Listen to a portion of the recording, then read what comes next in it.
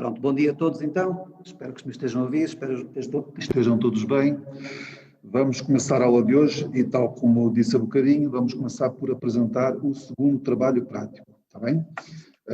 O enunciado do trabalho prático ainda não está pronto, vai estar pronto durante esta semana, mas o que eu vou vos dizer agora será basicamente aquilo que vai lá aparecer, mais coisinha, menos coisinha.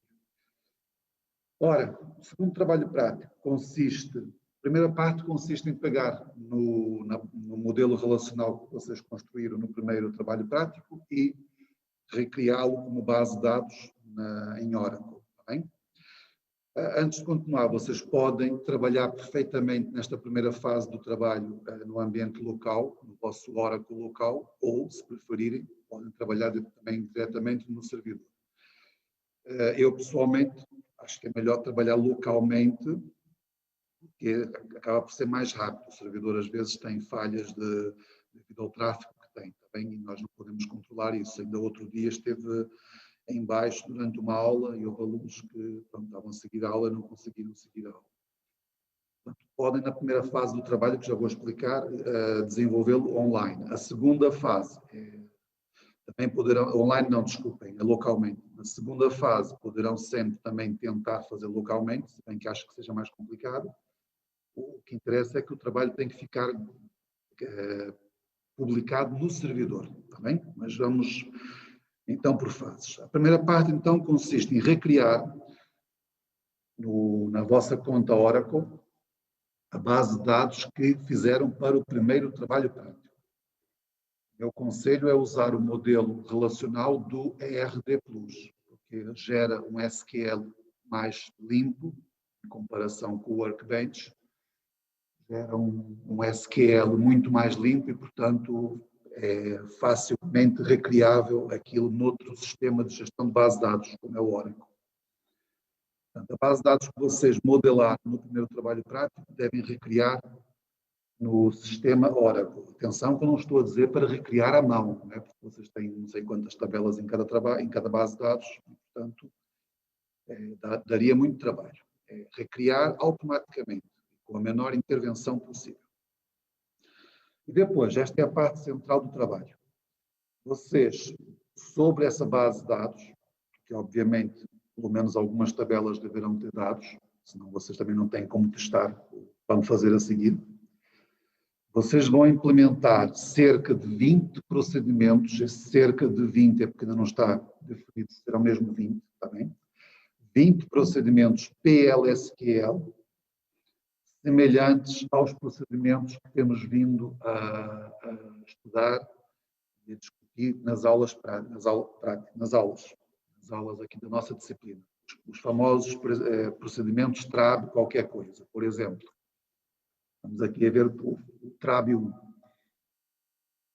Portanto, vocês, cada um dos grupos deverá fazer é pegar no modelo que está aqui no TRAB 1 e recriar um procedimento com o mesmo nome e com o mesmo número de parâmetros, que faça basicamente a mesma coisa que está aqui, só que na vossa base de dados. Por exemplo, aqui neste procedimento, o que ele faz é, dada uma profissão, que é dada como parâmetro, ele vai calcular o valor médio, mínimo e máximo dos salários dos empregados que têm a mesma profissão que eu passo como parâmetro.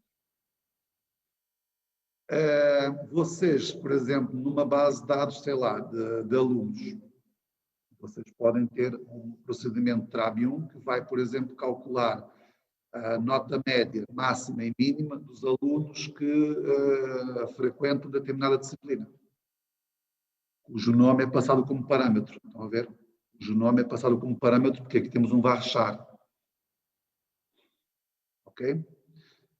E, portanto, é isso que vocês têm que fazer para cada um dos procedimentos, adaptar o procedimento que está na sebenta para o vosso caso concreto, sendo fiel ao espírito do procedimento e aos parâmetros que são passados. Okay? Por exemplo, TRAB 2. TRAB 2, baseado num número de empregados, ou seja, uma chave primária, vai calcular vai calcular um bónus em função do número de empregado. Vocês podem atribuir um bónus à nota final de determinado aluno, dependendo de qualquer coisa que está aqui, ora, do ano, do número do aluno. Por exemplo, os mais antigos terão um bónus de X, os mais recentes, pronto. Os números de aluno podem definir a antiguidade de um aluno, não é? Portanto, não têm que ser fiéis à realidade, têm que ser fiéis à vossa base de dados. Se tiverem um procedimento sem, aqui este tem 4 parâmetros, portanto, 3 taxas são percentagens, não é? E outro de uma chave primária, também tem que manter este espírito. Aparecem aqui às vezes uns procedimentos que não têm parâmetros, portanto, os vossos também não terão que ter, por aí afora. Há situações como aqui no TRAB 5, em que o TRAB 5 tem 3 versões, TRAB 5.1, TRAB 5.2 e TRAB 5.3. Quando tiverem procedimentos como este, com mais do que uma versão, basta escolher uma delas. Está bem? Portanto, quando fizerem o vosso TRAB 5, escolhem ou este, ou este, ou este, para adaptar para a vossa base de dados em concreto. Está bem? E fazem isso para todos eles. A minha sugestão, e a sugestão que damos todos os anos, é que vocês vão fazendo à medida que vamos explicando nas aulas. Portanto, hoje vamos falar do 8 e do 9, salvo erro. Pronto, o que for, já não me lembro os números. E, portanto, não façam para além disso, não é? Se quiserem já pegar no trabalho, vão começar nos primeiros, não é? Mas não tentem já fazer todos, porque há coisas que vocês não vão perceber e, como eu disse, ainda não está definido completamente quantos procedimentos vocês terão que fazer. Ora, obviamente que a execução dos procedimentos não pode dar erro. Isto quer dizer o quê? Quando nós fizemos o TRAB 1, ou exploramos os primeiros trabalhos, os primeiros procedimentos, nós não estávamos preocupados com a ocorrência de erros, a correção de erros, porque só aprendemos isso a partir de determinado ponto. Obviamente, vocês têm que aplicar os conhecimentos que temos vindo a dar e que vamos continuar a falar hoje, nesta aula de hoje, sobre correção de erros nos vossos procedimentos, de modo a que, por exemplo, quando eu for testar os vossos procedimentos, eu não meto lá valores que sei que vai dar erro e aparece uma mensagem de erro que não deveria aparecer. Portanto, os procedimentos, a sua execução não deve dar erro. Quanto à sua invocação, ou seja, para já é outro problema. Dentro da execução do procedimento não pode haver erros de execução.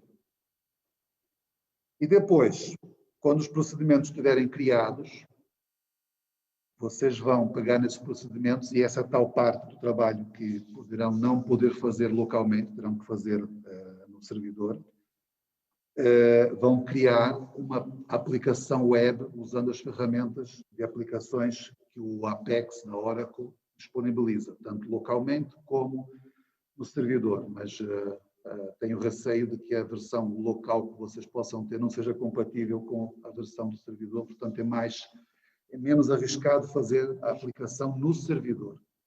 É claro que vocês não sabem fazer isso, porque não o ensinei. Isso será apresentado como é que se faz aplicações no Apex na próxima hora.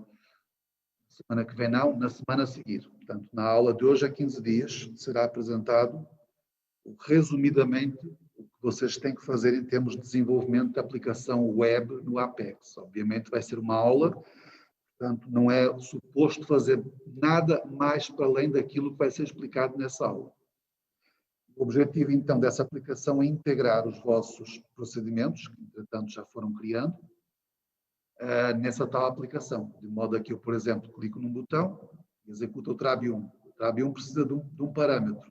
Vocês têm lá um formuláriozinho para eu carregar os parâmetros, carrego no botão, o procedimento é executado. É isso que é suposto fazer. Portanto, a aplicação, depois que estiver desenvolvida, deverá ficar alojada no servidor. Vocês não têm que exportar nada para enviar nem submeter no virtual. Ela fica alojada no servidor.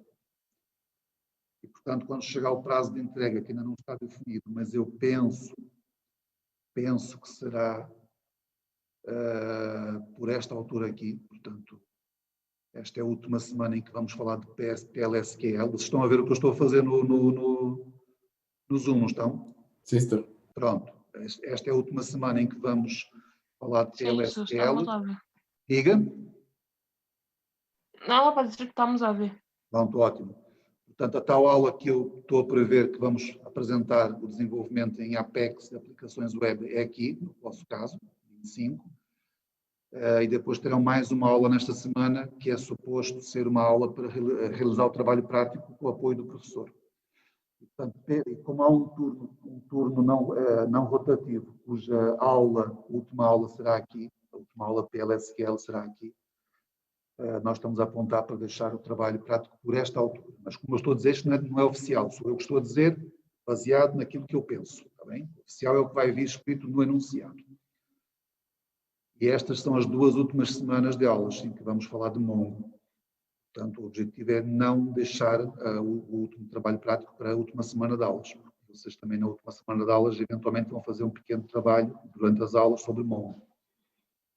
Mas isso é para fazer, o objetivo é para fazer nas aulas, não fora das aulas. Portanto, não é para ocupar mais nenhum tempo para além das aulas que já têm, que acabam aqui as aulas. Portanto, é isto que pelo menos temos em mente.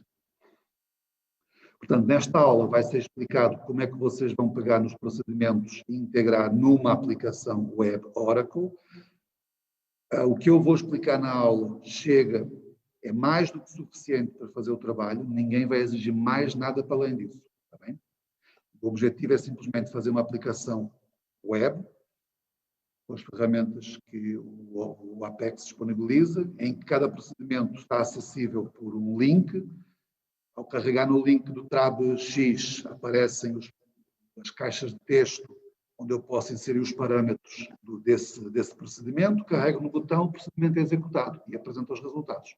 O objetivo é só isso, não é nada além disso. E vocês, no fim, o que vão fazer é essa aplicação que fica alojada no servidor, vocês não têm que nos enviar nada aos professores. Os professores depois vão ao servidor, fecham os acessos e fazemos as nossas correções.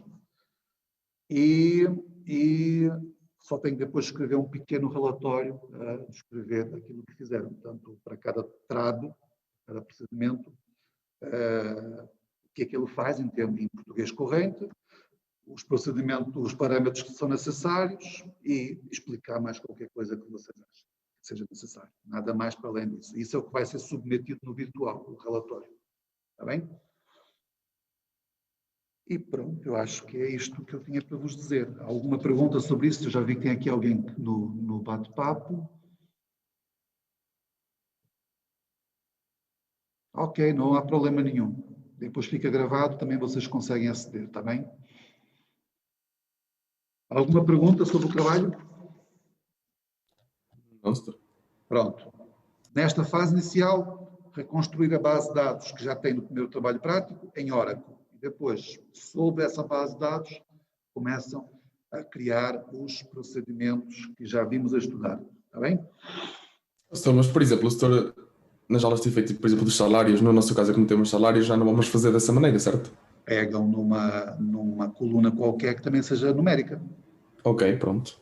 Ok. Obviamente, é adaptar. Exatamente. Portanto, nem todos têm salários. Portanto, usam notas, usam, sei lá, a temperatura anual do dia, sei lá, qualquer coisa, que seja numérico. Ok. Ok? Mais perguntas?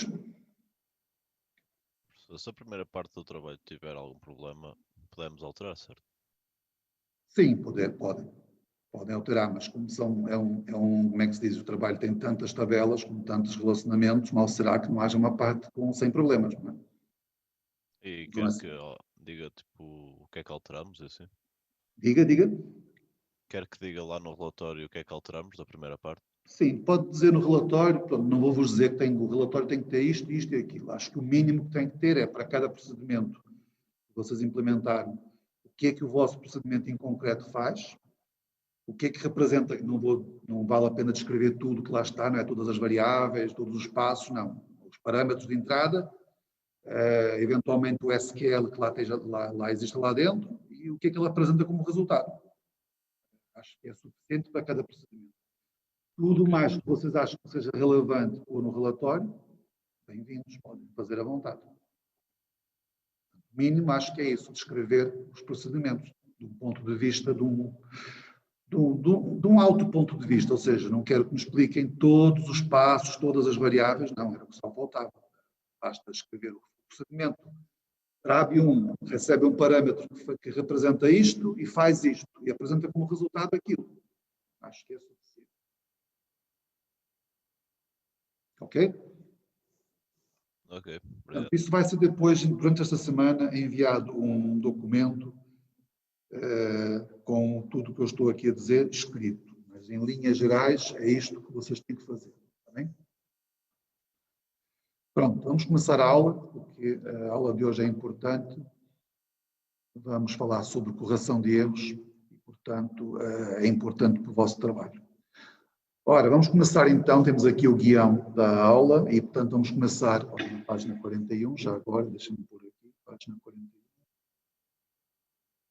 Não é que eu siga, como já sabem, a sebenta, mas pronto, fica aqui como referência. Portanto, vamos falar então hoje, inicialmente na aula, do outro tipo de ciclos, de estruturas cíclicas. Nós já vimos o loop and loop, que é a estrutura cíclica mais básica que vocês têm em PLSQL. Tem como principal característica o facto das condições de teste do ciclo serem feitas dentro do próprio bloco que se repete, o bloco repetitivo. Obviamente existem outros tipos de estruturas cíclicas e um dos mais comuns desses outros tipos é o chamado ciclo for. Existem basicamente todas as linguagens de programação e, portanto, vocês já devem ter uma ideia do que é que faz. O ciclo for é usado quando eu sei a priori quantas iterações eu preciso fazer de um determinado conjunto de instruções que eu quero repetir. Isso é uma característica comum dos ciclos for em qualquer linguagem de programação. E aqui é exatamente a mesma coisa. O ciclo for, a sua estrutura sintática é a que está aqui representada. Aqui parece complicada a estrutura, a sintaxe, mas como vão ver no exemplo já a seguir, é muito fácil usar um ciclo for. Portanto, usa-se um ciclo for sempre que eu quero representar um conjunto de instruções que eu quero repetir um determinado número de vezes que eu sei a priori. Por exemplo, nos exemplos anteriores, quando usávamos o loop and loop, nós não sabíamos quantos registros o cursor retornava da base de dados. Por isso, tínhamos que usar uma estrutura cíclica com um número indeterminado de repetições. No for, é usado quando eu tenho uma ideia bastante aproximada do número de repetições que eu preciso. A sua estrutura sintática está aqui, portanto, palavra reservada for, seguido de uma variável que eu vou chamar de loop counter, uma variável contadora, portanto, que eu tenho que declarar anteriormente, antes de usá-la, como é óbvio. In, palavra reservada in, que é obrigatória. Reverse, eu já vou explicar o que é, mas é opcional. Por isso é que está entre parênteses retos, é opcional. E depois, esta é a parte também importante, é a parte em que eu defino os limites dentro dos quais a variável contadora vai variar. Portanto, lowest number é o limite mínimo, ponto, highest number é o limite máximo. Portanto, com isso eu estou a dizer que a variável contadora vai ser inicializada com valor mínimo, será incrementada de 1 em 1 em cada iteração do ciclo e o valor máximo que ela atingirá é o valor máximo, o highest number que aqui aparece. Quando chegar à iteração que ultrapassa este valor, termina a execução do ciclo. E depois, loop, as instruções que quero repetir, end loop. Para que é que serve o reverse? O reverse serve para inverter a ordem do ciclo. Por defeito, a ordem é crescente, ou seja, a variável contadora começa com o número mínimo, valor mínimo, e em cada iteração é incrementado de 1 em 1, até chegar ao valor máximo. Se eu puser reverse, portanto, in reverse, sem os parênteses retos, como é óbvio, eu estou a dizer então que a variável contadora começará no valor máximo, em cada iteração o seu valor será decrementado até chegar ao valor mínimo, abaixo do qual o ciclo termina. Okay? Ora, vamos ver aqui então um exemplo de funcionamento do ciclo for, que é baseado no TRAB 8, lá está, TRAB 8. Então, já temos 7 para trás que vocês podem pegar neles a partir de hoje. TRAB 8, o que é que faz? Ele vai apresentar algumas informações sobre os empregados que recebem os 2 maiores salários de um determinado departamento. Ora, nós já vimos em vários exemplos de SQL, especialmente quando falamos de subconsultas, que isto é relativamente fácil de fazer em SQL, quando eu quero determinar o empregado que ganha o maior salário. Agora, quando eu quero os empregados que ganham os 2 maiores salários, já não é tão fácil. Em SQL é possível fazer, só que o SQL já começa a ficar mais complicado. Se forem 3 maiores salários, ainda mais complicado fica. Está bem? Portanto, é possível fazer em SQL, mas o comando fica extremamente complicado. É muito mais simples fazer em PLSQL. Porquê?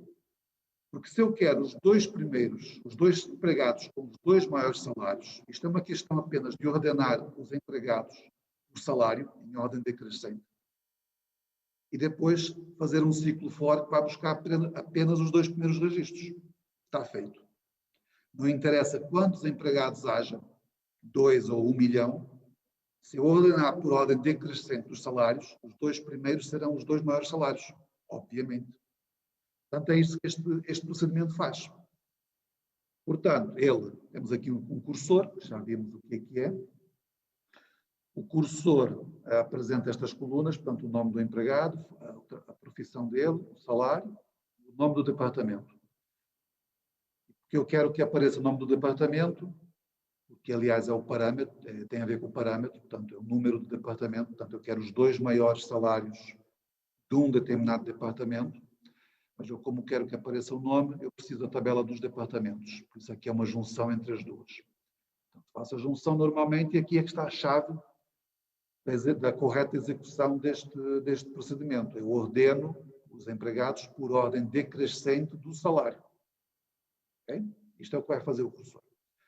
Cá dentro, eu abro o cursor, portanto, este comando é executado, e depois, usando um ciclo for, e agora reparem como a sua sintaxe é extremamente simples, em comparação aqui com a sua estrutura sintática que temos aqui.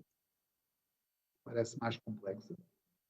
Portanto, eu tenho for, uma variável contadora que chamei de n e declarei cá em cima como number. In, e depois o in quer dizer o conjunto de valores dentro do qual este n vai variar entre 1 e 2. Reparem que não há espaço em branco entre os 2 valores, é 1.2. E é sempre o menor valor primeiro e depois o maior valor, mesmo que eu use aqui reverse. E se vocês repararem, se eu tirar daqui isto é uma estrutura loop and loop que vimos nas aulas passadas. Portanto, isto é a estrutura básica de qualquer ciclo. Eu, se quiser fazer um ciclo especial, no caso um ciclo for, basta acrescentar qualquer coisa antes. Qualquer coisa antes. Neste caso foi isto. Ok? Portanto, o resto é basicamente igual. Loop, comandos, and loop. O ciclo, as características do ciclo vão ser definidas por aquilo que eu puser antes. No caso dos ciclos for, é assim que se faz. Cá dentro, o que é que faço? Vou buscar, então, um registro do cursor, guardo os valores que o registro retorna do comando select nestas variáveis, portanto, tem 4 colunas, 4 variáveis que estão definidas, usando como tipos de dados as colunas correspondentes, por exemplo, nome, vai buscar, é a primeira variável, vai buscar os valores da primeira coluna, é name, portanto, o nome é declarada como tendo o mesmo tipo de dados da coluna name da tabela emp. E assim sucessivamente, já vimos isso. Ora, quando eu faço o fetch de um registro de um cursor, já vimos isso na semana passada, existe sempre a possibilidade de que não haja registro. Basta que eu ponha aqui um número de departamento que não tenha empregados. Então, há a possibilidade que nenhum registro exista. Então, eu faço o teste aqui. Se realmente alguma coisa foi ou não encontrada.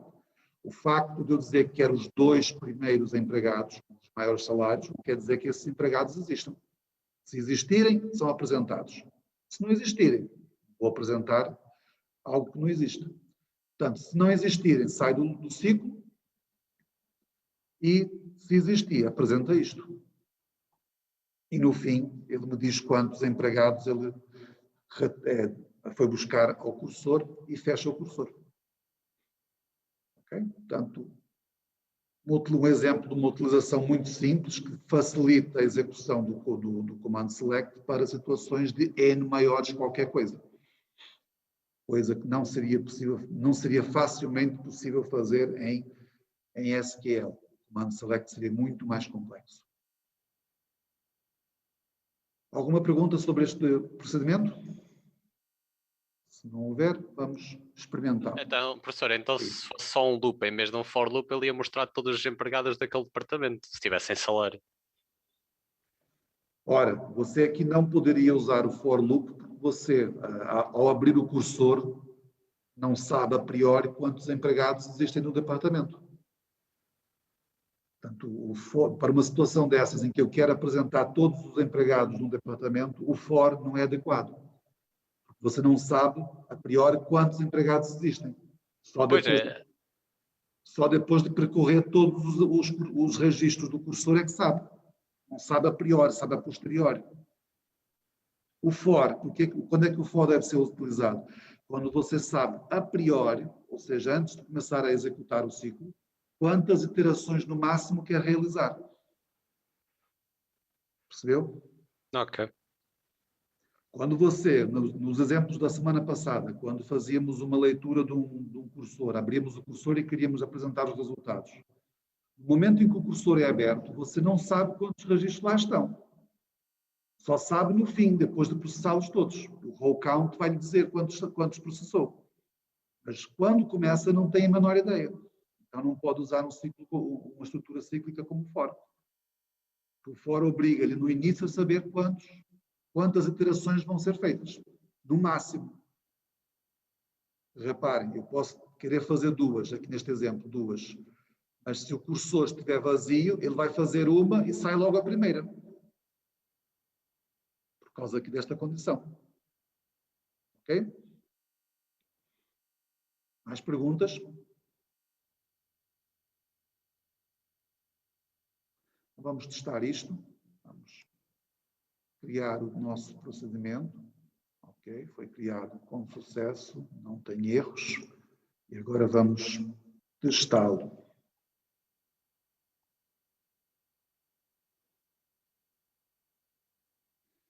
Ok, portanto temos que lhe passar um número de departamento. Vamos pôr aqui um que eu sei que existe, que é o 10.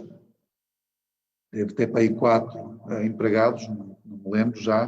Bom, tem mais do que 2. E agora apresenta apenas as informações que eu fui buscar, portanto, nome, profissão, salário e o nome do departamento para os 2 maiores salários. Como é que eu sei se está a funcionar ou não? Portanto, vocês vão à tabela dos empregados, ordenam selecionam apenas os empregados deste departamento, departamento 10, e ordenam por isto e vêm-se os 2 primeiros, não terão estes salários que aqui estão. Está bem? É relativamente fácil de testar isto. Ora, outro, por exemplo, o 30 tem para aí 6 empregados, só vão aparecer 2. Okay? Mais uma vez, para verificar os resultados, é muito fácil. E se eu puser um departamento que não exista? Se puser um departamento que não exista, temos aqui um problema, que ele vai dizer total de empregados 0, o que é verdade. É verdade. Mas não está completamente certo, porque o departamento não tem empregados porque simplesmente não existe. Nós podíamos, como sugestão, eu tenho aqui escrito no guião, dou-vos como sugestão de trabalho de casa, alterar o procedimento de modo a verificar antes se o departamento existe ou não, está bem? Não vou fazer isto aqui, mas sugiro, se alguém quiser tentar fazer, pode tentar fazer em casa. O que vou-vos agora propor durante 5 minutos é a realização deste exercício. Escrever um procedimento, baseado, obviamente, neste que vos acabei de apresentar, que apresente os 3 empregados que trabalham mais tempo num determinado departamento. Ora, como é que eu sei quais são os empregados que trabalham mais tempo? Vou à coluna da data de admissão, hire date. Se eu quero os que trabalham há mais tempo, são aqueles que entraram em datas mais antigas. Portanto, já vimos isso, as datas são representadas como números internamente pelo Oracle, quanto menor um número, mais antiga é uma data. Portanto, vocês têm que ordenar os empregados por ordem crescente da data da admissão e ir buscar apenas os três primeiros empregados. 5 minutinhos para fazer isto, está bem? E eu, no fim, mostro a minha solução.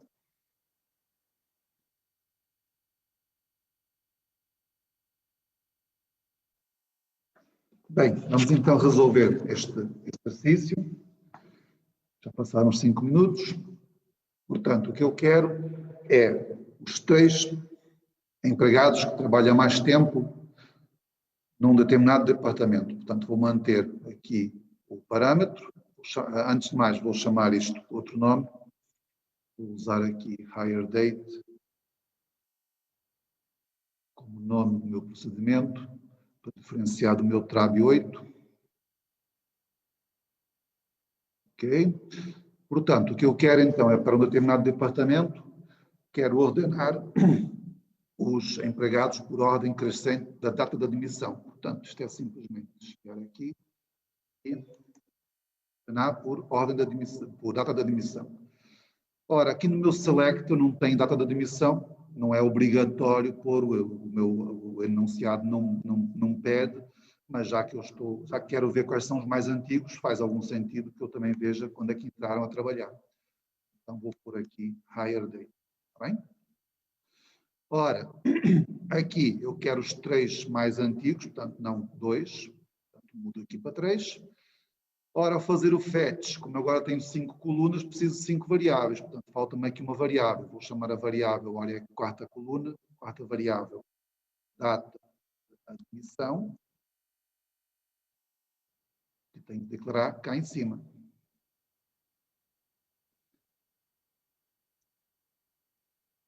Ok? E vai ter o mesmo tipo. Agora está-me a dar tosse.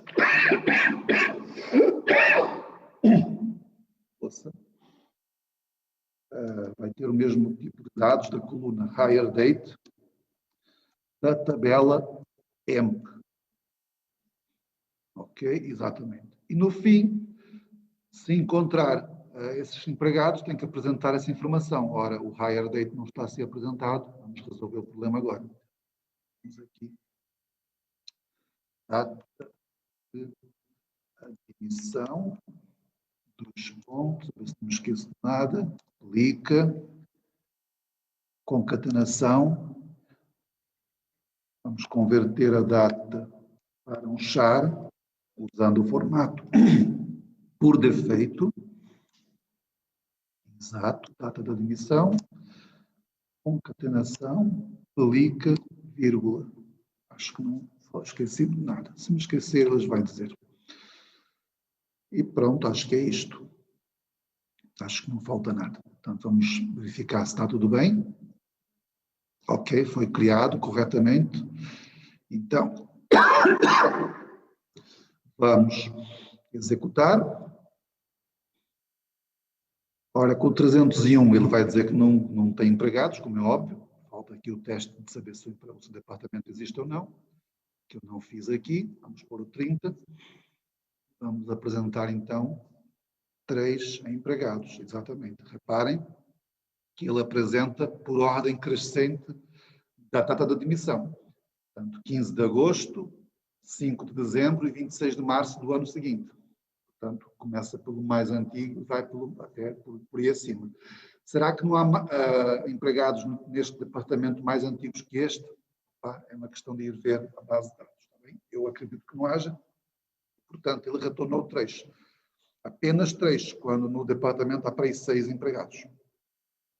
Portanto, mesmo que o cursor, neste caso, tenha retornado 6 registros com o ciclo for, ele só fez 3 iterações e acabou. No caso do departamento 40, por exemplo, que é um departamento que existe, mas não tem empregados, portanto, ele vai retornar um cursor vazio e, portanto, diz que não há nenhum. Este está correto. De facto, lá não há nenhum empregado. Tá bem? O departamento existe, não tem empregados. Portanto, foi relativamente fácil mudar isto. Tá bem? Obviamente que eu propus um exercício que era muito baseado no anterior, de modo a rapidamente podermos realizá-lo. Alguma pergunta sobre isto? Se não há pergunta, vamos avançar então para o próximo tópico. Ora, antes de avançar para o próximo tópico, vamos só reanalisar o procedimento que acabamos de ver.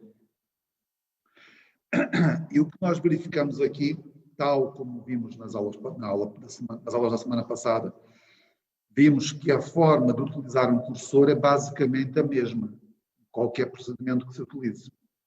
Eu declaro um cursor com um comando mais ou menos complexo de select. O cursor está sempre associado a um select, isto é importante que se saiba. E quando eu quero utilizar o cursor dentro do meu bloco de código de execução, eu abro o cursor,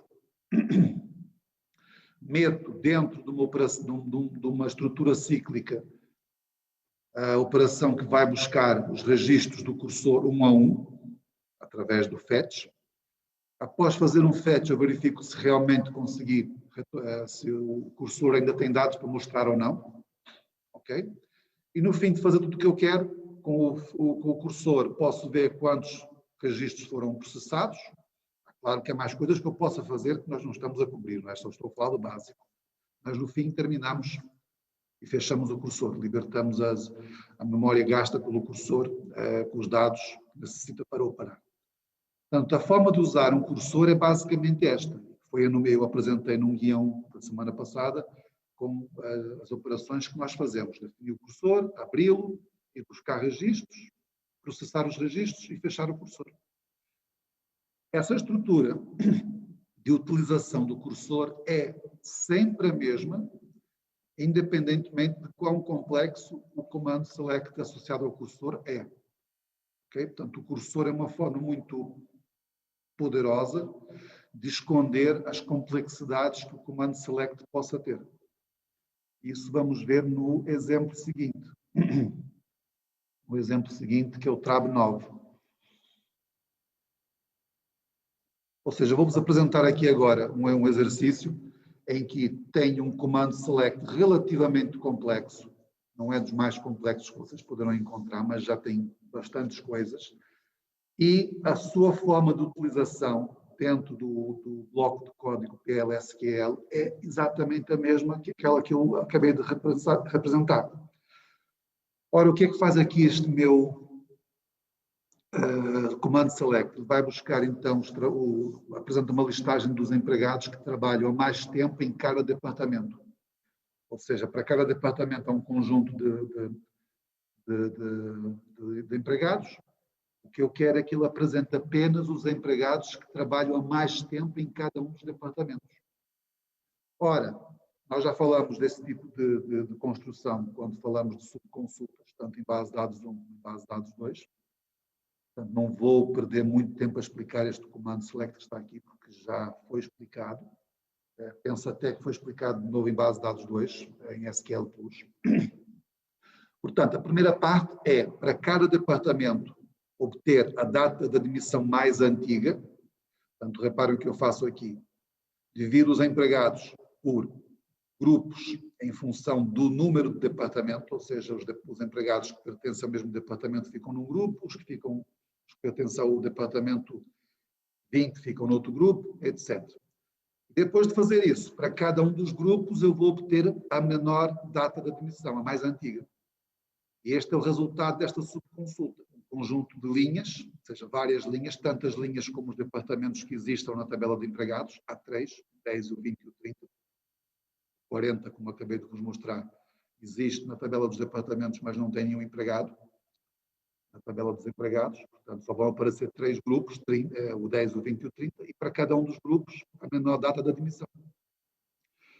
Isto é uma subconsulta, que eu agora vou usar para, usando a tabela dos empregados, ligada à tabela dos departamentos, apenas para ver o nome do departamento. Então, tem aqui a junção entre as duas tabelas. Eu vou, então, selecionar apenas os empregados que, para cada departamento, tenha a data de admissão que seja igual à menor data de admissão de cada departamento, que eu obtive aqui com esta agregação. Como esta agregação, esta subconsulta, retorna mais do que um registro, eu aqui preciso, então, de usar a subconsulta com um operador que trabalhe com mais do que um valor. O in é um deles. Já vimos também que o all ou o sum também podem ser usados, mas aqui o que eu quero saber é se estes valores pertencem ou não a estes valores que aqui estão.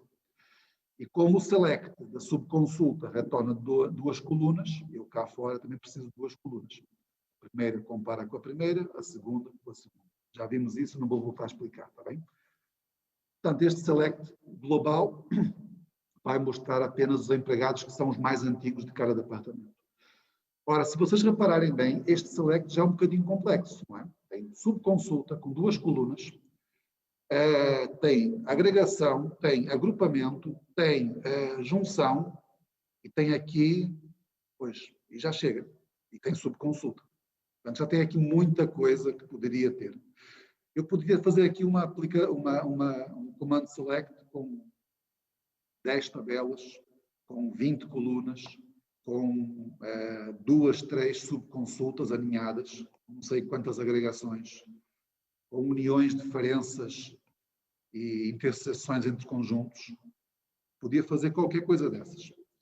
A única condição que eu preciso ter em conta para que o cursor funcione é que o select, o comando select associado ao cursor, seja válido. Ou seja, no momento em que eu abro o cursor, o comando select possa ser executado e retornar valores. Quando eu digo retornar valores, existe também a possibilidade de que nenhum valor seja retornado.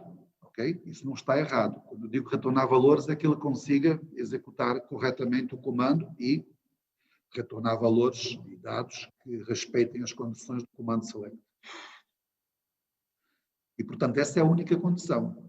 Por mais complexo ou mais simples que seja o comando select, ele tem que poder ser executado. Uma vez que ele seja executado, a sua utilização do comando select como cursor é sempre a mesma. Reparem aqui. Eu abro o cursor, tenho um ciclo, dentro do ciclo vou buscar os dados de cada registro do cursor, verifico se consegui trazer dados ou não, faço qualquer coisa com esses dados, no fim fecho. Portanto, a estrutura de utilização do cursor é muito semelhante sempre que eu utilizo. Isto é que é o grande poder de programação de um cursor. Portanto, o cursor permite não só interagir sempre da mesma maneira com os dados retornados com o comando select, permite também esconder quão complexo ou quão simples um comando select é. E muitas vezes um procedimento, a única coisa que eu tenho que fazer de um procedimento para outro é mudar o comando select. A estrutura do código vai ser basicamente igual. É claro que o processamento que eu faço com os valores pode ser diferente. Posso ter mais ou menos variáveis em função do número de colunas que aqui tenho, mas o resto é basicamente igual. Está bem? Ora, vamos ver então este procedimento ocorrer. É um procedimento já complexo. Obviamente que eu podia fazer uma coisa mais complexa ainda, mas o principal ponto aqui disto é mostrar que o cursor funciona sempre da mesma maneira. Este procedimento, TRAB9, não tem parâmetros. Portanto, o que eu quero é ter uma listagem que me diga para cada departamento qual é o empregado que trabalha lá há mais tempo.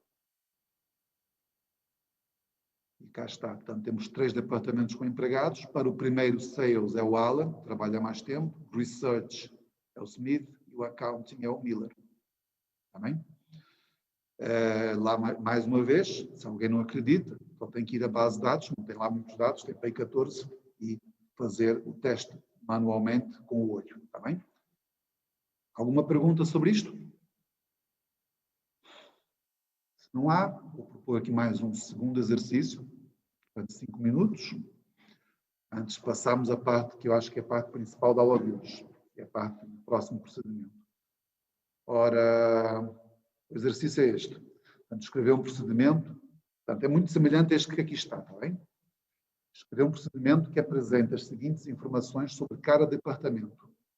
O nome, a localidade, o nome do empregado que recebe o menor salário desse departamento e o salário desse empregado. Ora, parece que aqui que eu estou a inverter as coisas. No enunciado, o primeiro enunciado, este exercício que acabamos de ver, o que eu fiz, segundo o enunciado que aqui está, é os empregados que trabalham há mais tempo no seu respectivo departamento. Está correto. Mas se vocês verificarem, eu só obtive 3 linhas. Corresponde aos 3 departamentos que existem, com empregados. Estão a ver? Cada um deles aparece só uma vez. Portanto, o que vocês vão fazer aqui é basicamente a mesma coisa, só que vão alterar ligeiramente o comando que aqui está, de modo a acrescentar as colunas que aqui são pedidas, portanto, o nome do departamento vem para primeiro lugar, a localidade que aqui não é usada deve ser usada, o nome do empregado que já está aqui, e em vez da data de admissão, o salário. E a diferença principal vai estar aqui na subconsulta.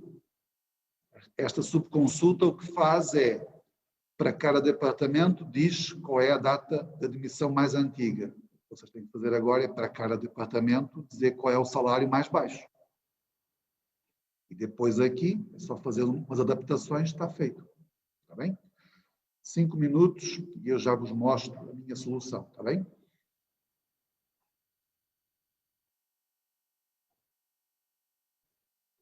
Ok, estou de volta e a gravar. Vamos então, vou-vos mostrar então a minha solução para o problema proposto, está bem?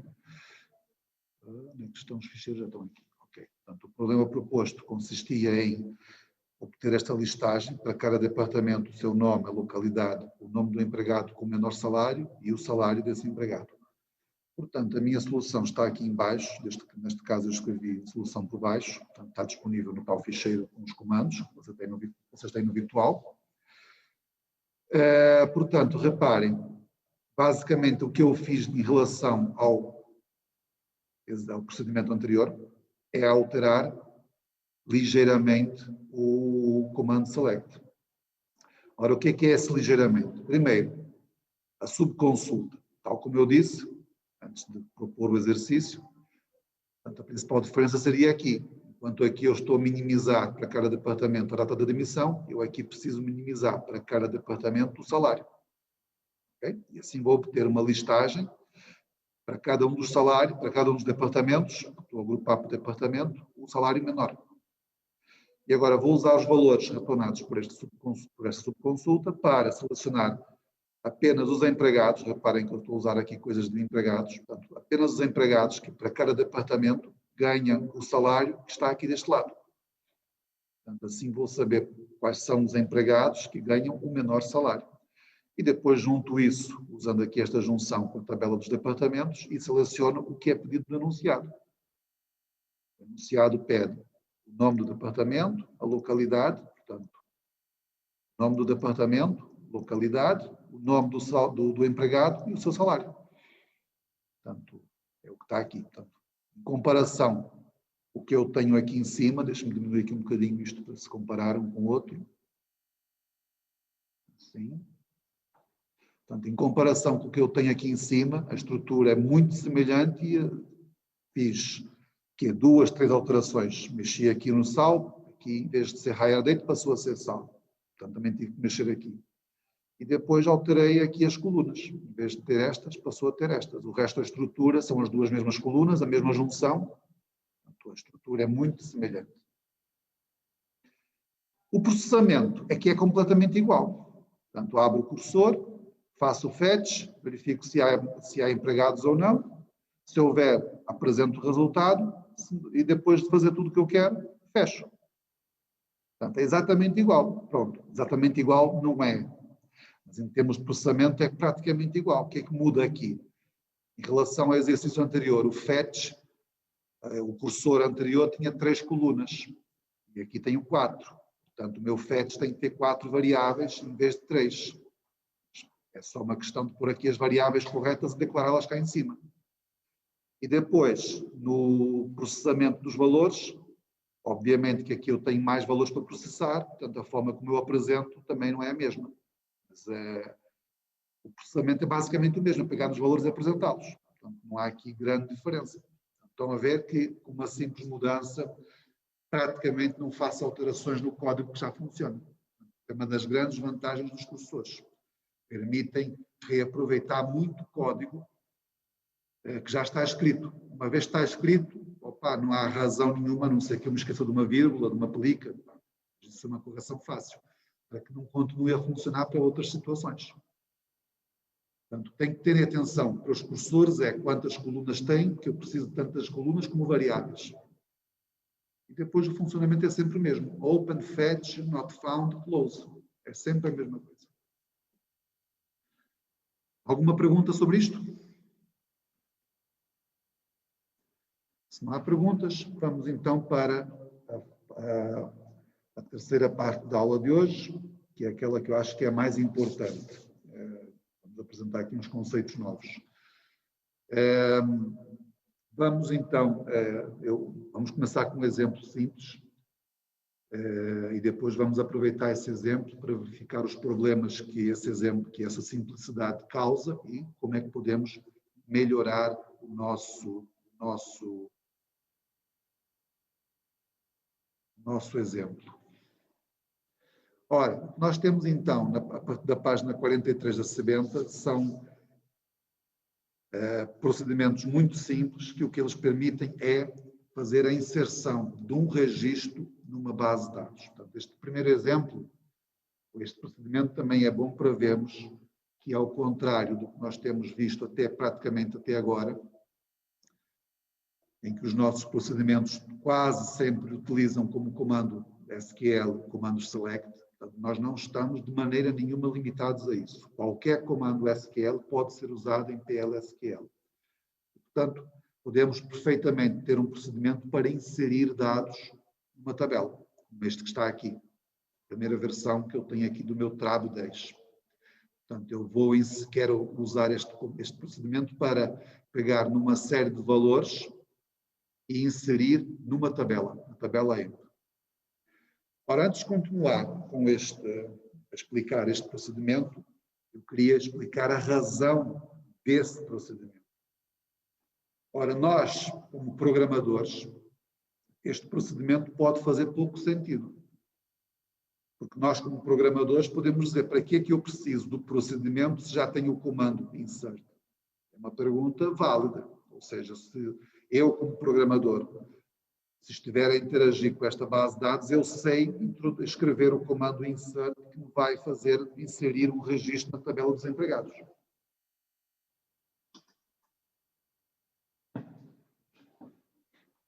Ok? O problema é que eu sei SQL.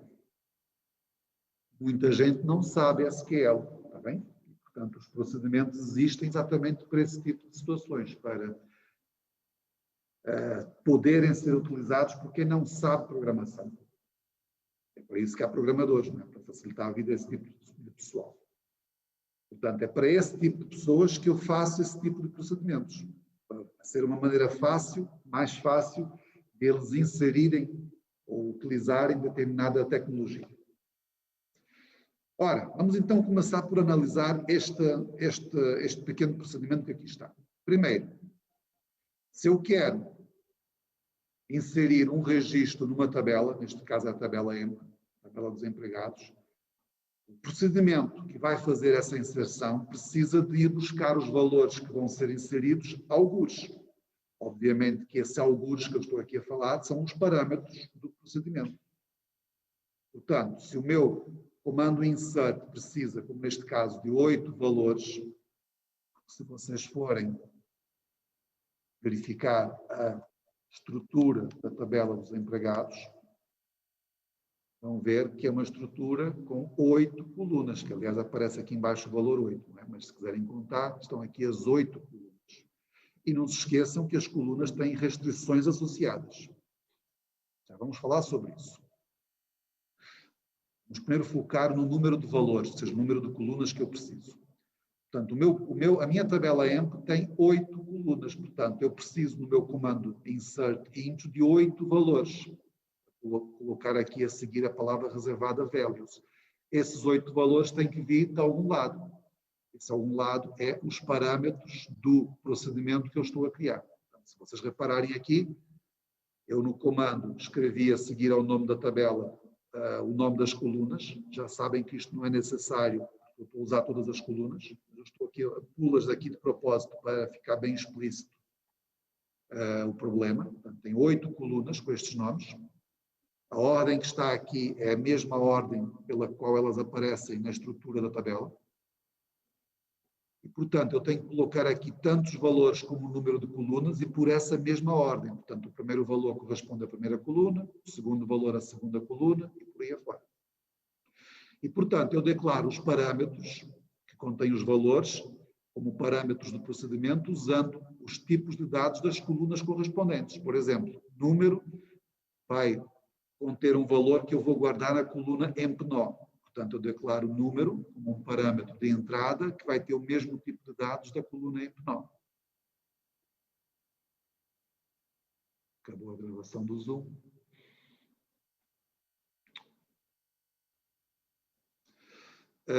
O segundo valor, nome, vai ser guardado na coluna ename. Portanto, nome é um parâmetro que eu declaro como sendo o mesmo tipo de dados da coluna ename. E por aí afora. Está bem? Portanto, isto é a primeira coisa que tem que ter em conta. Eu preciso de tantos valores para inserir na tabela como o número de colunas. Portanto, se eu colocar o meu comando insert dentro de um procedimento, eu preciso deste procedimento tantos parâmetros como o número de colunas da tabela na qual eu quero inserir. Está bem? Portanto, o que é que faz o procedimento? Insere e, se tudo correr bem, vai apresentar uma mensagem a dizer que o registro foi inserido. Reparem que eu disse se tudo correr bem. E é natural que nem tudo corra bem e nós vamos fazer com que não corra bem, porque este procedimento está muito simples. Vamos experimentá-lo.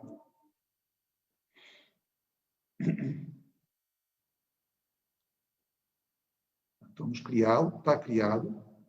E agora vamos testá-lo. Está bem? Vamos testá-lo. Eu aqui no guião tenho uma série de testes que vamos fazer, está bem? Nós vamos seguir estes testes para verificar que ele de facto não está ainda pronto a ser usado. Uma utilização normal, ou seja, quando eu digo utilização normal é por alguém que não percebe nada de programação.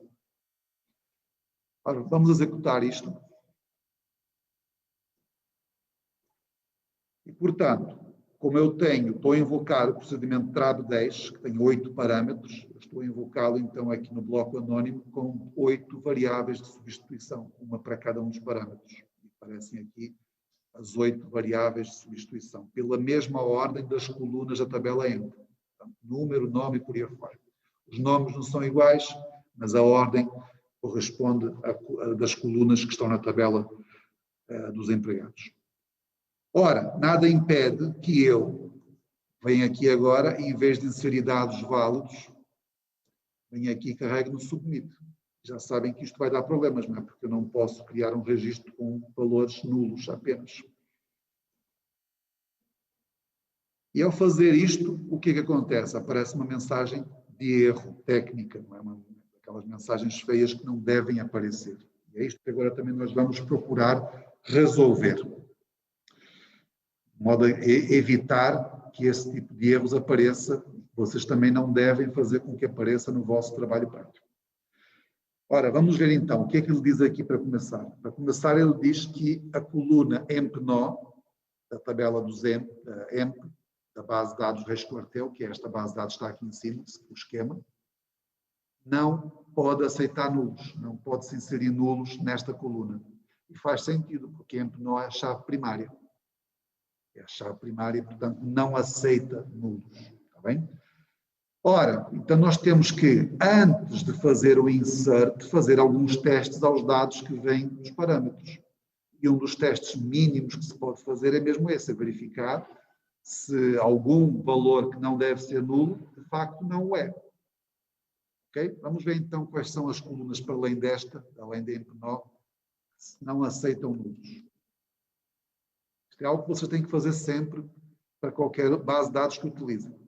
Portanto, vendo a descrição, a estrutura da tabela EMP, vemos que há 3 colunas. Portanto, esta descrição aqui indica que colunas é que podem aceitar nulos ou não, e vemos que só estas 5 é que aceitam nulos. As 3 primeiras não aceitam nulos. Portanto, o número do empregado, o nome e o job.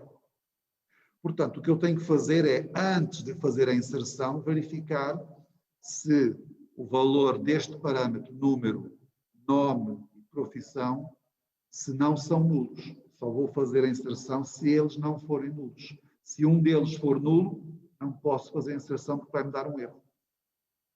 Então, esta é a nossa segunda versão, a minha segunda versão do procedimento. Então, reparem que eu agora reescrevo o procedimento de cima, com os mesmos parâmetros, com o mesmo insert, mas agora eu vou embeber. Reparem que o que fiz aqui em cima, basicamente, foi envolver, não é embeber, é envolver o comando insert dentro de uma camada de código, que é o procedimento. Portanto, fiz aqui um encapsulamento. Já tiveram PO? Já tiveram PO? Já conhece este termo do encapsulamento, meter alguma coisa dentro de outra e expor outro interface. O interface é o procedimento e os parâmetros. Cá dentro, que está cá dentro só é visto pelo procedimento. Quem está cá fora não vê. É assim que funciona a tecnologia ou a abordagem da PO. Portanto, eu encapsulei o comando dentro deste procedimento. Agora aqui, encapsulei o comando dentro do if then else. Portanto, eu só vou executar o comando se uma série de condições são falsas a priori. Que condições são estas? Se o número for nulo, então não é válido. Só vou avançar aqui para baixo se o número não for nulo. Portanto, se esta condição for falsa. Se esta for falsa, vou testar esta, o nome. Se for falsa, passo para esta, para a profissão. Se a profissão não for nula, ou seja, se isto for falso, aí é que chego aqui. Portanto, eu ponho aqui uns 3 testes antes para verificar se aquelas 3 colunas que não podem ser nulas são ou não nulas. E se forem nulas, apresento uma mensagem adequada e não faço mais nada. Não tento sequer fazer o insert. Está bem? Vamos testar então esta segunda versão. Reparem que apesar de no meu teste anterior o comando ter gerado um erro, é possível corrigir esse erro sem fazer aqui exceções, o tratamento de exceções. Estou aqui a pôr exception, aquela coisa que já vimos para trás e que vamos voltar a ver hoje. Aqui é possível fazer o teste do nulo sem recorrer a exceções. Ora, vamos então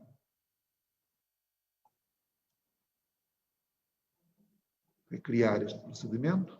Ok, foi recriado com sucesso e agora vamos testar. E agora, se eu tentar inserir valores nulos, ele não me vai aceitar. O número de empregado não pode ser nulo, mas não deu erro. Estão a ver que é o que eu queria. Eu não queria que desse aquela mensagem de erro, que é uma mensagem feia para um utilizador que não seja técnico. Vamos pôr aqui um número qualquer. Por exemplo, este, que eu sei que acho que sei que não existe. Por acaso devia ter visto antes, esqueci-me de ver. Já vai me dizer, está bem? Ora, mas não vou indicar o nome nem a profissão. Portanto, a mensagem de erro, portanto, primeiro teste passou, portanto, número não é nulo, portanto, passou aqui para este else if, nome é nulo, então o nome do empregado não pode ser nulo. Então, vamos agora pôr aqui o nome do empregado.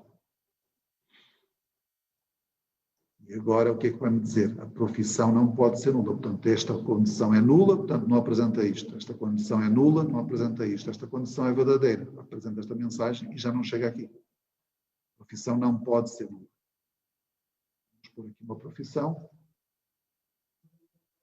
Vamos agora. Se der erro, já não vai ser por isto ser nulo. Poderá ser por outra coisa qualquer.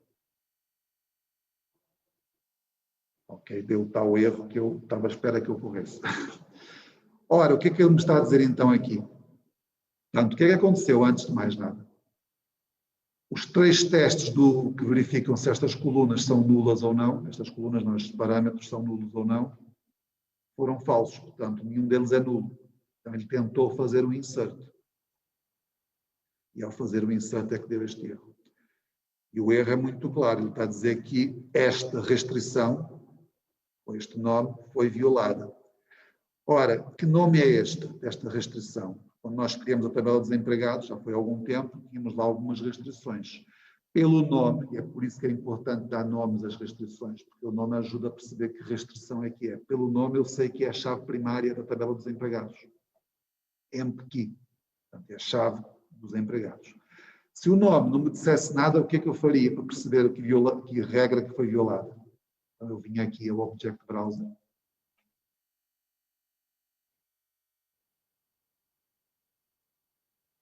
Estou à espera que ele responda. Ok. abri a tabela dos empregados. Como vemos, a coluna EMP-NO, que é a chave primária, mas as restrições estão aqui. Tá bem?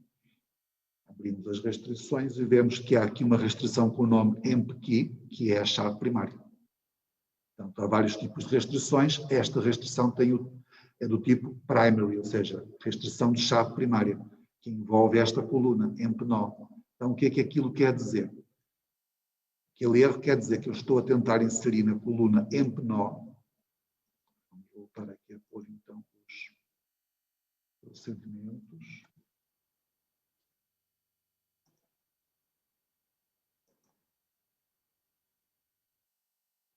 Ok? Portanto, o que diz a mensagem de erro? Eu estou a tentar inserir, com este insert, na coluna EMP-NO, ou seja, com o valor contido no parâmetro número, que é o primeiro parâmetro, um valor que já existe como chave primária, ou seja, já há lá um registro de empregado com aquele número, que obviamente não é válido.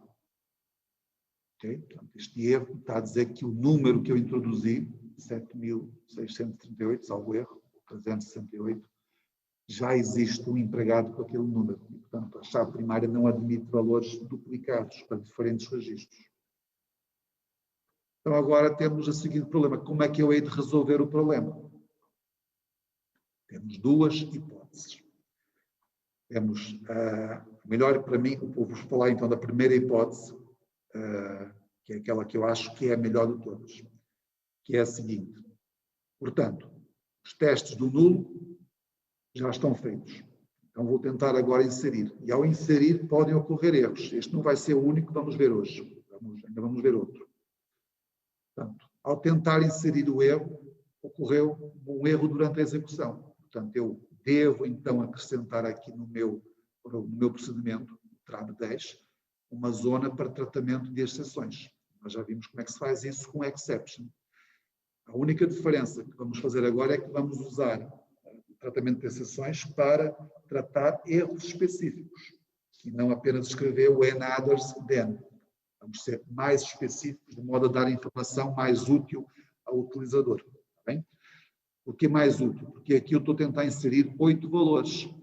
Se eu apenas apresentar uma mensagem de erro genérica, eu fico sem saber qual é o valor que está a dar erro. Tá bem? Então eu vou tentar dar um erro, uma mensagem específica, o mais útil possível. Ora, para isso então eu tenho que tratar este erro que está aqui a aparecer. Unique Constraint Violated. Restrição de unicidade violada. Como é que eu faço isso? É muito simples. Primeiro, pegam aqui neste código, que está aqui, e copiam. E agora, vão aqui ao Google. Há uma frase que eu gosto muito, que vocês devem usar sempre, eu pelo menos uso todos os dias. É esta frase. Ok? Google is my best friend. É o vosso lema. Então, tem uma dúvida? Google is my best friend. Vão ao Google resolver. E qual é o problema que vocês têm? Vocês estão à procura de tratar os erros de PLSQL. Está bem? As exceções de PLSQL. Portanto, já viram que aparece aqui muita informação. Qualquer uma delas pode ser mais ou menos válida, não explorei todas, eu vou usar as oficiais da Oracle, também, oracle.com. E basta vir aqui a esta, que é uma página bastante completa sobre tratamento de exceções. Podem ler isto se quiserem, nem tudo que está aqui interessa para a disciplina, mas interessará para quem gosta destas coisas. E há aqui uma tabelinha que é aquela que nos interessa, que é a tabelinha com os erros que podem ocorrer no programa Oracle, no procedimento Oracle, e qual é o nome, o identificador pré-definido que a Oracle dá a este erro. Está bem? Nem todos os erros Oracle aparecem aqui com uma exceção pré-definida. Nós temos que ver se o erro que estamos agora a tentar corrigir se tem já uma exceção pré-definida ou não. Se tiver, ótimo. Se não tiver, também se resolve. Neste caso, ele já tem. Como é que eu sei? Portanto, agora há bocado fizemos a cópia daquele código, não é? Portanto, fazem aqui Ctrl F para procurar, fazer uma pesquisa nesta página, e agora colam aqui o código. Ele aparece aqui. Portanto, se aparece aqui, quer dizer que tem uma exceção já pré-definida, que é esta que está aqui. Dup val on index. Portanto, este nome, este identificador, é pré-definido do PLSQL. E eu posso usá-lo como uma exceção associada a este erro. Ok? Como é que eu faço isso? Temos a nossa terceira versão do meu procedimento. Então, a terceira versão, em comparação com a versão de cima, portanto, a parte do corpo do programa é exatamente a mesma. Portanto, o que está aqui é o que está aqui em cima. A única diferença é que temos aqui uma zona para tratamento de exceções, que aqui não existe. Ok? Aqui não existe. Então, tal como já vimos em procedimentos passados, o que é que fazemos aqui? Escrevemos exception, com isto estamos a dizer que a partir daqui é apenas para tratamento de exceções, e pegamos naquele valor, naquele identificador, dup val on index, e escrevo when, colo aqui aquele valor, se tiver feito aqui a cópia, chego aqui, colo, then, e depois, o que eu vou escrever aqui o que eu quero que o programa faça, se este erro ocorrer. Portanto, o que eu vou fazer é simplesmente apresentar uma mensagem adequada. Já existe um empregado com um número tal. Por favor, indique um número que ainda não esteja a ser usado. Uma mensagem informativa para o meu utilizador que não é especialista em bases de dados. Estão a ver? Portanto, isto só vai ser executado se este erro ocorrer. Portanto, vamos, vou pegar só nesta parte que está aqui. Vamos aqui, acrescento aqui, exato. E agora compilamos a terceira versão do procedimento TRAB 10, ok? E agora vamos experimentar. E, portanto, com estes valores, agora aquela mensagem que eu acabei de escrever deve ser apresentada e não a mensagem de erro, está bem? Cá está, já não dá a mensagem de erro, já existe um empregado com este número, por favor, indique um número que não esteja a ser usado. Portanto, é muito mais amigável para o utilizador, está bem? Portanto, resumindo, quando há um erro, obviamente, primeiro tentam perceber o erro, não é? Quando é um erro de chave primária, geralmente esta é a melhor opção para resolver o problema, acrescentar aqui embaixo do procedimento uma correção da exceção. Portanto, eu disse que havia duas possibilidades. Essa é a primeira e é que eu prefiro. Essa eu prefiro eu. Ou o colega vosso na aula de ontem que sugeriu uma segunda possibilidade, que é correta, mas eu acho que não é tão eficiente, não é tão boa, é mais complexa. Que é a seguinte. Antes de fazer o insert, eu teria que escrever aqui um comando select para verificar se já existiria algum empregado na tabela dos empregados com aquele número. Se existisse, apresentava a mensagem de erro, esta mensagem que estamos aqui a ver agora. Se não existisse, então fazia o insert. Meu comentário sobre isto é uma abordagem correta, válida, sim senhor. Mas é uma abordagem que tem dois problemas quanto a mim. Primeiro, é menos eficiente. Por quê? Porque nesta minha abordagem, eu tento fazer o insert. Se o insert correr bem, não há erros, faz o insert e acabou. Se o insert não correr bem, dá origem a esta coisa que está aqui embaixo. Na outra abordagem, eu antes de fazer o insert ainda faço um select. Ou seja, ainda faço duas operações à base de dados, torna logo o processo mais lento. Claro que uma base de dados pequena como esta, isso não é problema. Ora, em base de dados maiores pode ser um problema. Está bem? E depois, para usar um select, eu preciso ou um select into, que também, se não retornar nada, dá erro. Portanto, eu precisava pôr aqui embaixo um exception, when no data found, para prever o caso de nenhum registro existir. Só aí é que eu fazia o insert. E se não der erro, e se não usar o select int, eu tenho que usar o cursor. Tenho que declarar uma variável cursor, preciso de uma variável para ler o fetch, etc, etc, etc. Portanto, obriga-me a escrever mais código. O procedimento ficaria maior. Assim fica mais pequeno e é mais eficiente. As duas abordagens estão corretas. Eu prefiro esta, está bem? Mas vocês podem experimentar, como trabalho de casa, tentar fazer a outra abordagem. Está bem? E, pronto, tiram as vossas conclusões. Ambas estão corretas. Eu prefiro esta. Está bem? Ora, portanto, já vimos então... Desculpe, não era isto que eu queria fazer. Portanto, vimos então que agora com este tratamento de erros, o erro técnico não aparece aqui, aparece uma mensagem mais agradável. Vamos agora então pôr aqui um valor que não exista, pelo menos eu acho que não existe. Ok? E ele diz que o registro foi inserido com sucesso. Eu posso verificar isso fazendo aqui um select muito simples. 7.000, cá está o outro. 7.000. Por acaso não percebo porque é que veio cá para cima e o outro está lá cá em baixo. Mas estão cá os dois, estão a ver? Ora, vamos agora para o próximo. Há mais problemas que poderiam surgir aqui, está bem? Eu já vou falar deles, mas agora quero falar do outro. Portanto, falamos então como se resolvem problemas-chave primária. Agora vamos ver como é que se resolvem problemas de chaves estrangeiras. Ora, na tabela dos empregados, nós temos duas chaves estrangeiras. Temos a coluna MGR, que representa os empregados que têm um superior hierárquico. Portanto, este valor que está aqui é o valor que tem que existir aqui. Portanto, o superior hierárquico também é um empregado, portanto, também tem que ter um número de empregado. Portanto, se eu puser aqui um valor de MGR, tem que ser um valor que exista na coluna EMP9. Esqueçam disso, mas vamos focar aqui no departamento que é mais simples, tem menos valores. É uma estrutura que não é cíclica, não é hierárquica, é mais fácil de compreender.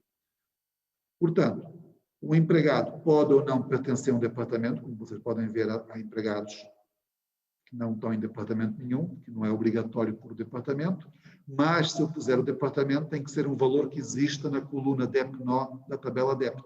Porquê? Porque a coluna DEP-NO da tabela EMP é uma chave estrangeira. Isto quer dizer que só pode aceitar valores que existam na outra coluna DEP-NO da tabela DEPT. E nessa coluna só existem 4 valores, que é o 10, o 20, o 30 e o 40.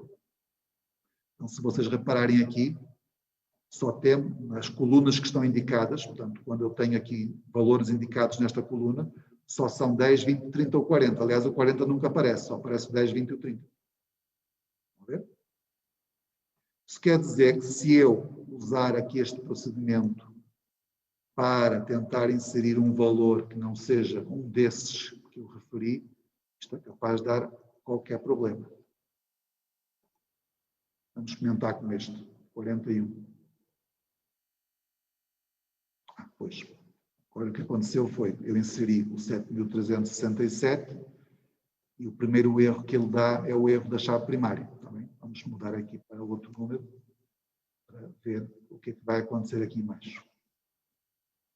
Pronto, deu erro.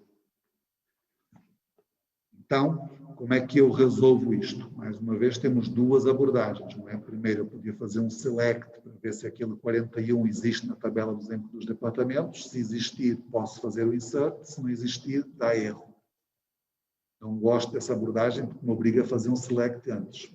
Já expliquei porque não gosto disso. A segunda abordagem é a que eu vou seguir agora e é a mesma que eu usei para a chave primária. Vou tentar fazer o insert. Se der erro de chave estrangeira, então eu vou tratar esse erro, apresentando uma mensagem adequada, do tipo, o departamento número 41 não existe. Por favor, indique um departamento que exista. Ora, então para isso vamos fazer a mesma abordagem que seguimos agora para colocar aqui este código. Vamos procurar ver se existe já uma exceção pré-definida no PLSQL associada a este código que aqui está. Então, pegamos no código. Vamos àquela página que acabamos de ver, colocamos aqui aquele valor e chegamos à conclusão que este erro do Oracle não tem nenhuma exceção pré-definida. Isso acontece com alguma regularidade, porque existem centenas de erros e aqui só temos algumas exceções. Então, o que é que eu faço numa situação dessas para tratar este erro dentro do meu código? Temos que fazer o seguinte, e é isso que eu mostro na minha quarta versão. Está bem? Portanto, em relação a esta versão que aqui está, a diferença é que eu acrescentei aqui mais tratamentos, na parte das exceções. Também o resto é igual. Daqui para cima é igual ao que está aqui em cima na terceira versão. Então, o que é que eu faço? Vamos olhar primeiro para o que eu fiz aqui em baixo. Portanto, se for erro de chave primária, faz isto, que já vimos, que é o que está aqui em cima. Se for erro de chave estrangeira, primeiro eu preciso dar um nome à exceção. Que nome é que eu vou dar? Pronto, a minha que eu fiz foi usar como nome parte da frase que aqui está, da frase do erro. Usei esta parte que está aqui, parent key not found, ou seja, chave pai, a chave principal não foi encontrada. O que quer dizer isso? Já expliquei em outras aulas. Quando eu tenho uma chave estrangeira, uma restrição de chave estrangeira, isso quer dizer que essa coluna só pode admitir valores que existam na chave primária associada. E a chave primária, às vezes, é chamada de chave pai, chave mestre. Portanto, parent key quer dizer a chave pai, chave primária. Portanto, o valor correspondente na chave pai não foi encontrado. Não existe nenhum valor 41 na coluna correspondente à chave primária, que é a coluna de dep-nó da tabela dep. Eu vou usar este nome, parent key not found, para o nome da minha exceção. Parent key not found. Se isto ocorrer, atenção que ainda não defini isto. Já só escrevi aqui. Como podem ver, aparece aqui em cima. Já vou explicar então o que é que eu fiz ali em cima.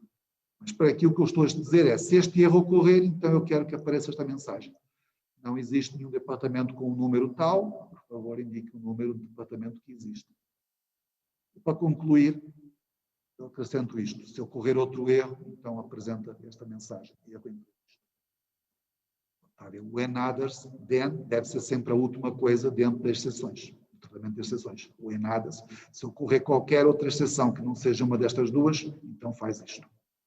É sempre a última de todas. Ora, eu para poder usar aqui esta exceção, eu tenho que defini-la antes. Eu defino aqui em cima, na zona de declaração de variáveis. Primeira coisa, eu devo definir este identificador, parent key not found, como sendo uma exceção. É o que eu faço aqui nesta linha. Parent key not found, portanto, o nome que eu usei cá em baixo, deve ser considerado uma exception, uma exceção.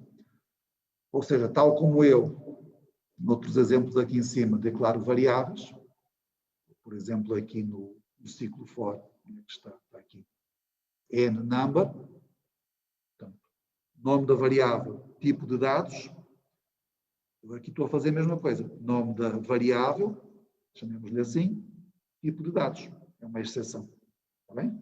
É um tipo de dados, um tipo de variável especial para tratar para ser considerado como o erro de execução do código.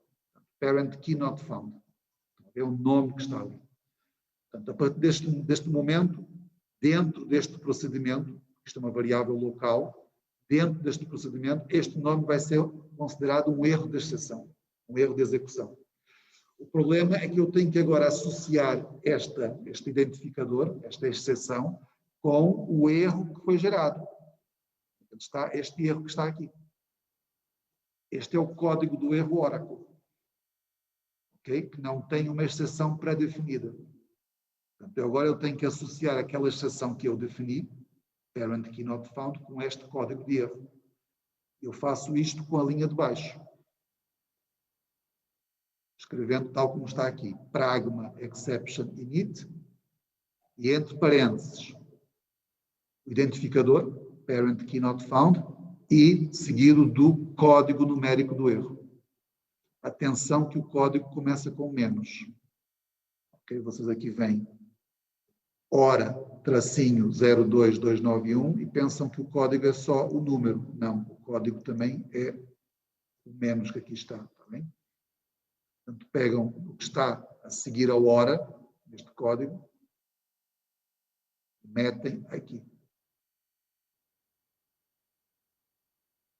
Então, agora, com esta instrução, eu estou a dizer que associa esta exceção, que eu defini antes, a este erro, este código.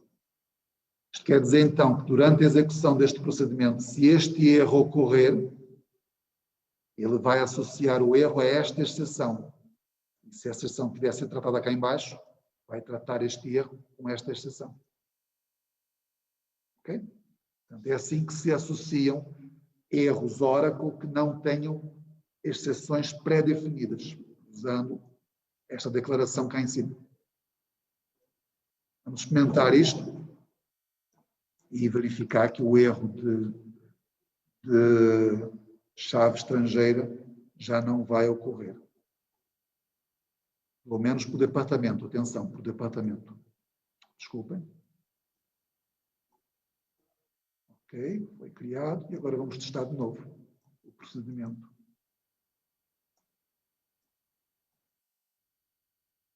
Portanto, já não dá o erro, já aparece a mensagem que eu pus aqui. Não existe nenhum departamento com o número 41. Por favor, indique o número de departamento que existe. Ok? Ora, obviamente que esta exceção que eu escrevi cá em baixo está a partir do princípio que só vai haver erro de chave estrangeira com o número de departamento, mas nós vimos que também o MGR, número de chefe, neste caso, coluna MGR, pode dar problema. Então, neste caso, eu aqui dentro tinha que perceber qual dos dois é que deu erro, para apresentar uma mensagem correta. Isto não está completo de maneira nenhuma. Eu estou aqui agora a dizer o que é que falta fazer.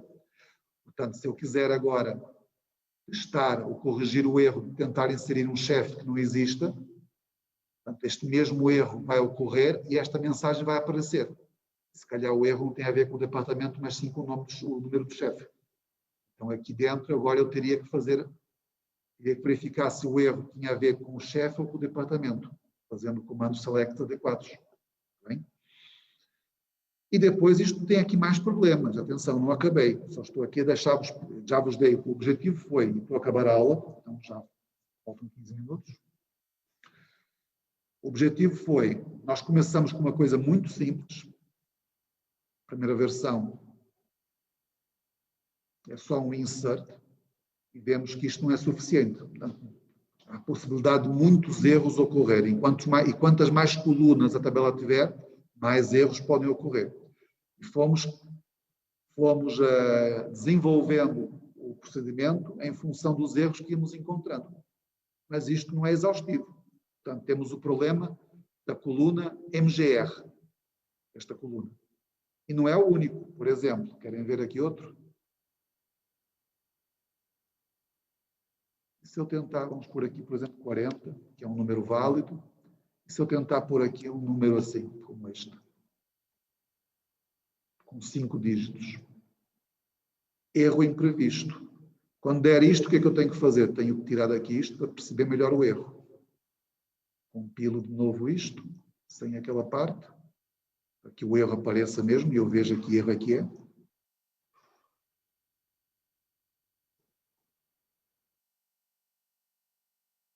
O valor é maior do que a precisão especificada para esta coluna. Portanto, também não me diz qual é a coluna, mas eu sei qual é a coluna, portanto, porque eu o que é que fiz?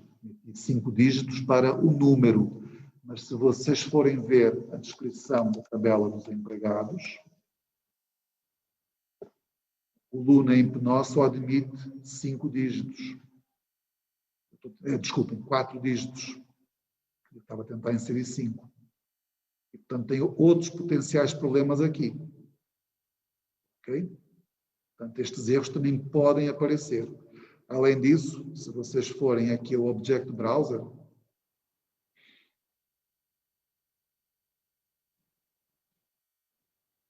tabela dos empregados, restrições, vemos que, ora, aqui estão as do not null, já testamos. A chave primária também não pode ser nula, também já testamos, e o erro da chave primária já testamos. Este da chave estrangeira do departamento já fizemos, não fizemos foi este. Temos aqui ainda este do salário. O salário não pode ser menor que 500 nem de 6.000. Portanto, se eu tentar inserir um salário fora deste limite, vai dar um erro. Ok? E, obviamente, que eu posso testar o salário antes de fazer o insert, fazendo aqui uma condição. If salário not between 500 and 6.000, then, por favor, insira um salário válido. Okay? Isso tudo para dizer que a inserção de registros numa tabela é um comando simples SQL, mas é um procedimento complicado em PLSQL, tá bem? Se nós quisermos eliminar os erros todos que possam haver. E quando eu estou, por exemplo, fazendo uma aplicação web, aquilo que vocês vão ter que fazer, e quero inserir um registro numa tabela, eu tenho que fazer com que não apareçam erros. Então, o meu conselho para já é o seguinte: quando vocês forem implementar o trabalho 10, o trabalho prático, utilizem uma tabela com poucos dados, poucas colunas, senão vão ter uma trabalheira enorme. Primeiro, não utilizem uma tabela com 10 colunas ou 8, 3 colunas no máximo, tá bem? A reduzir o número de restrições que vão ter que ter atenção. Não pode aparecer erros quando eu clicar lá no botão de OK para executar o procedimento. Vocês têm que prever os erros todos que possam acontecer. Ora, eu vou sugerir aqui um exercício para vocês tentarem fazer em casa para treinarem isto, que é, está aqui no guião, espero que ele apareça, está aqui. Escrever um procedimento que permita inserir um novo registro de departamento. Lá está, o departamento só tem 3 colunas, portanto vai ser mais simples que este, está bem? Mais simples que o de inserir um empregado, que tem 8 colunas, com muitas restrições. O departamento só tem 3 colunas, portanto o número de restrições será menor, está bem? Não temos tempo para fazer isso agora, também não era suposto ser eu a fazer, é suposto serem vocês a treinar em casa se quiserem, e já sabem, se tiverem dúvidas sobre a resolução deste exercício, podem me enviar por e-mail para eu dar a minha opinião, ou então daqui a bocado às 10h30 visitar-me para o atendimento. Bem? Ficamos por aqui hoje, não sei se há alguma pergunta. Não, doutor. Pronto, então ficamos por aqui. Não, Então. doutor. Vemo-nos ou daqui a bocado, ou logo mais, se alguém for à aula das 4 comigo, ou então para a semana. Obrigado, doutor. Tudo bom para vocês e até a próxima. Obrigado, igualmente. Tchau.